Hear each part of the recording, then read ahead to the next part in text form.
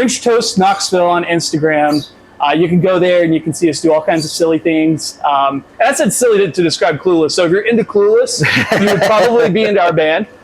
French Toast Knoxville on Instagram. Check us out. All right, what's up, everybody? Welcome back to Artist Alley. Today with us, we have a special episode because we don't have enough room for everybody. You know, on this show, we take a look at interesting people, bands, musicians, business owners, anybody interesting we find interesting. I'm using interesting a lot, and I feel it's kind of awkward, but we're going to make it work. So with us today, we have a band, and their name is French Toast. With us first, so we're going to interview all of them. With us first, we have James, who plays drums. Yes, sir. All right, so first questions first. Okay, shoot. Why do you do what you do as a musician? Like, what brought that love out in you to play music? Man, what brought it out is a tough question because it's just kind of finding it. The first time I got behind a drum, I kind of just made sense a bit to me. And then it was just kind of the thing that carried me through high school, through college, through everything, meeting people. Just always made sense to be playing drums and hanging out with people who play drums and play other instruments. Just music just kind of brings a community around. Yeah. You just went and found your sense of community, and you found your tribe, basically. From a military kid living all over the world, moving all the time, all that stuff. I accidentally fell into the high school marching band in my 9th grade, and from then it was over, man. Just grunge bands, marching bands, jazz bands, everything I get my hands on. Like you just knew that was it. Like as soon as you got to grab a pair of drumsticks, you were like, "This is what I want to do." So it's more probably the first time I played with somebody, I went, oh, okay. I sound like crap in my room by myself, but when you get with people, and it just kind of made sense. I was going to say, as a musician myself, you sound like crap by yourself because you're like always in your head. Yeah. But then when you play with somebody else and they're like, sure. Oh my God, what was that riff you played? And I was like, oh, this crappy thing that I thought of like 10 weeks ago. And they're like, dude, it's so good. Like, let's, and it's magic. Yeah. Finding that, it's magic. And I'm a therapist, so I'm all about like connection and stuff. And the musician stuff came first, so maybe I'm a therapist and doing what I do because of that. So it's brought me everything as far as it's a big melting pot. Like you don't know which brought which, but you're happy you got both. Yeah, for sure. All right. So what is the hardest decision you have ever had to make? If it's music or the hardest decision you've ever had to make that you're comfortable sharing. That has to be music. Yeah. I'm about to say I don't want to know like I had to pull mom's plug. Like I don't you don't want to share that. No, but no, it's good. Whatever you're willing to share. You know. I think I lived in Tennessee for a while. I'm from Indiana, moved to Tennessee, and then moved back up to Indiana. And worked in the judicial system for a while and a lot of desk job type things. And I ran a business where I taught people how to sew called Ginger Threads. And it was really successful, like in a teeny tiny small town, which I love, my hometown. And I think people would come to the class they kept coming back even though I taught them the same thing. Like they would keep coming to beginner sewing. And I realized that they were doing it because we were fostering a community. And I wanted to just do that part of helping people.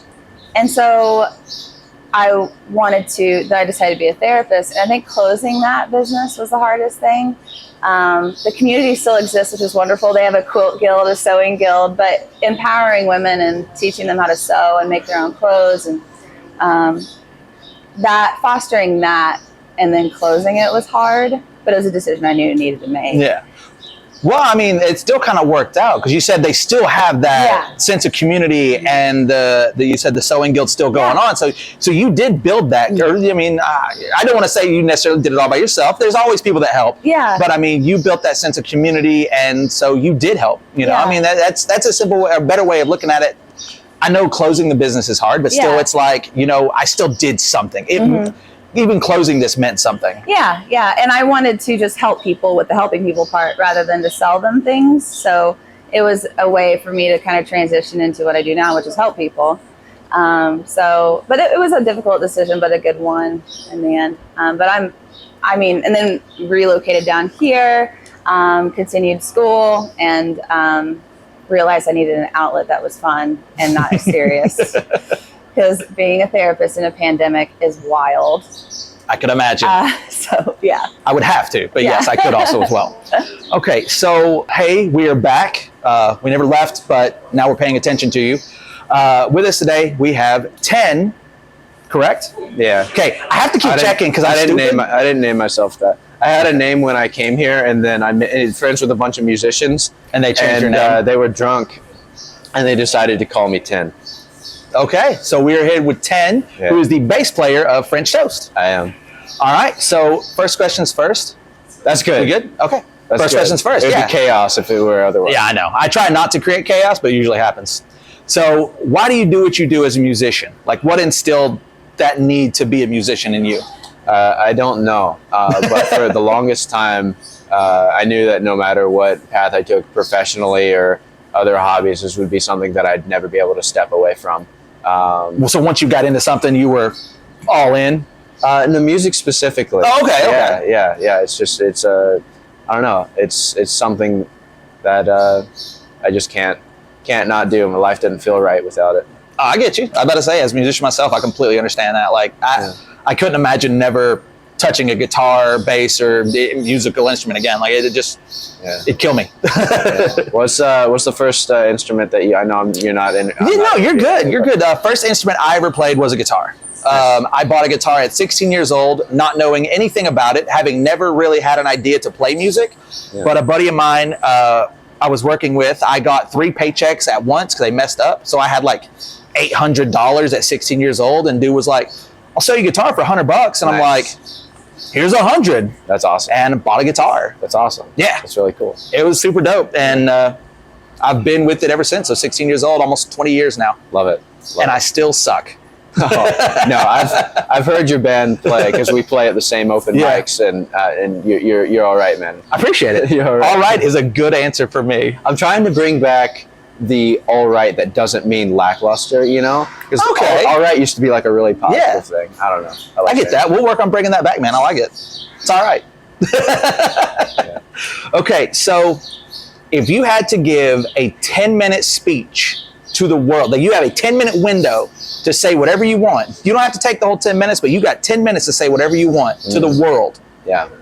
What are you wanting to say? Like the gist of it. We're a short form Yeah. thing. Yeah, you know, there's a lot of people that manage to snag a international platform, and they go and they try to say something really profound, and that's just, everyone's doing that, and people end up tuning it out, even if you have the platform. So I think I'd probably say something really absurd and just try to put out positive vibes and make people laugh. Or I Just would like say, awkward positivity. yeah. Or I would say something that really like bombshell, but I don't think I have any. I don't think I have any top secret information like that. So What is your quote unquote sick movie? Like, what's the movie? What media? I guess if you Yeah. might read a book, play video Yeah. game, listen to Yeah. music, etc. What is that thing you do when you're sick? So for me, when I'm feeling- yeah, when you're sick, like I watch a movie from the mid 2000s called Grind. It's a skateboarding yeah, movie. Yeah, I watch it when I'm down and out, like can't get out of bed sick. That's what I watch. sure. So, How like, does that what make it just, It comforts me because Comforts you? it Yeah. puts me back in a time where I was doing that, because I used to be a skateboarder Oh, cool. when I was younger, Yeah. and it puts me back to like the late high school, early Yeah. early adulthood. Like it puts me back there, just skating with my friends all day, and it brings me a sense of calm. do you still skateboard?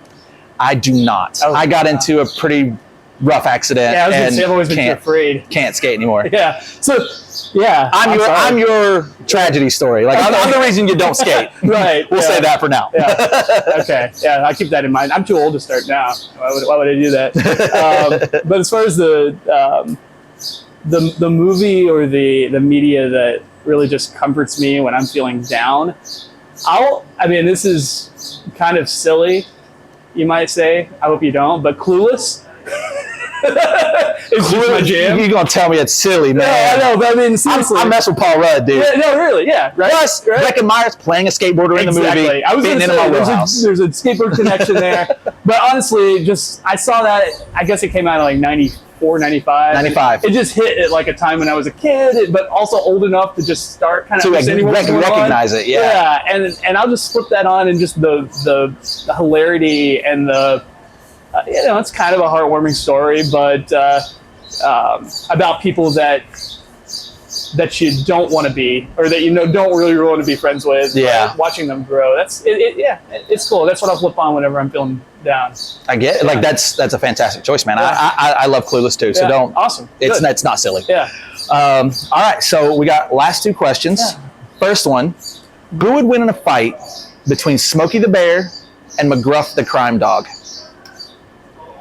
Oh, I feel like McGruff, the crime dog, because he would outsmart, I think. He's a smart little dude.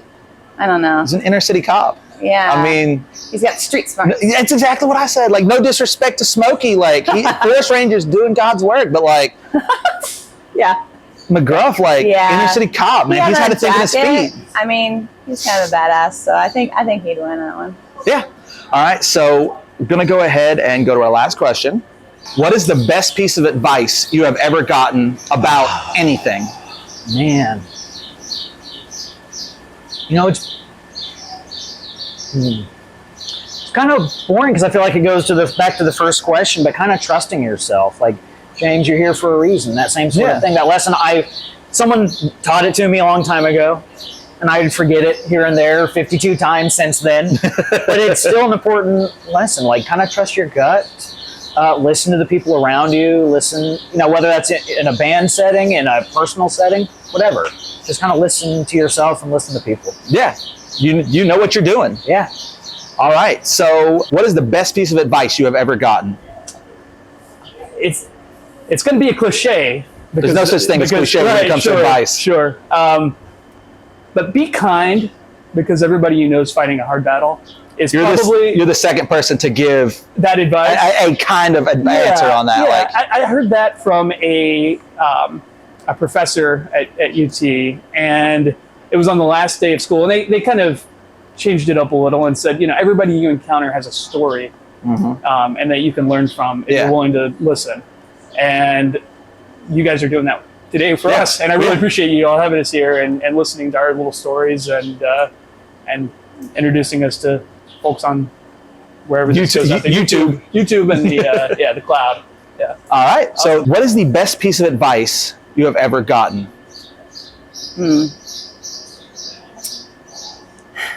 Probably Brene Brown has this quote. She didn't tell it to me. I wish, but she. Okay. What is the best piece of advice you have ever heard Yes, thank or you. read? Yeah. Surround yourself with candle admirers instead of candle blower outers. When you have something that's just your thing, you want to surround yourself with people that are like, oh my gosh, look at your thing. Yeah. Not people that try to. Not like, oh God, why are you doing that? Yeah. Like, get rid of that. Yeah. And you get to decide who you're going to do that with. That's a beautiful thing. Yeah, that's fantastic. All right, so that's it. Yeah. You survived. You can go get some water or something, fix that dry mouth. Like, no reason to be nervous. Thank you so much. No Appreciate problem. it. All right, we'll be one second. We're gonna bring their bassist 10 in. We'll be right back. Wait, we're not going anywhere. My mic, I left it. I hate those guys. All right. What is the best piece of advice you have ever gotten? The best piece of advice that I've ever gotten was from a gentleman named Scott Borelli, and I met him here in Knoxville.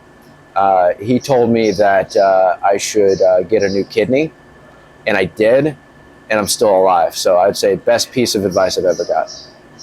Shout out my nephrologist, Dr. Scott Borelli. He's over in the Fort Sanders complex. He's a very good kidney doctor. I'm sorry, I'm not laughing at that, but like, it's the funniest answer I've got. Everybody else is like, be yourself. Thanks. Try. Get a new kidney. Yeah. Worked for me. Yeah. No, he was like, you can be anyone who you want, but if you want to live, you should sort this kidney thing out. I love it. Yeah. Absolutely fantastic. Thank you. Thank you. All right, so that is it. And we're going to go ahead and bring everybody else back in. All right. If everybody wants to come back in, we're going to do the signing of the... One more second, and then we will release you to the wolves. All right, everybody. So we're gonna do the I would talk to the GoPro cam. we're gonna do the Definitely not signing of the stool. stools. All right. So everybody, pick a color. If somebody else picks your color, beat them up. We should all sign the colors that we're wearing, and that it does not matter. You don't have Doesn't to matter. do No, that. I'm not doing that. I love it.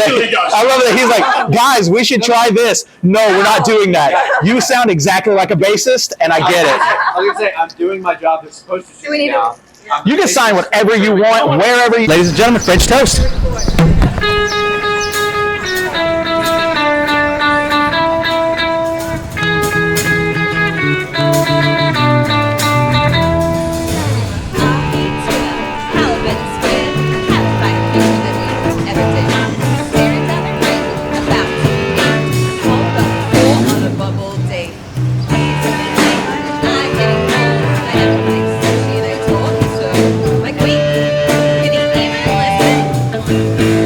He wants to take me fishing.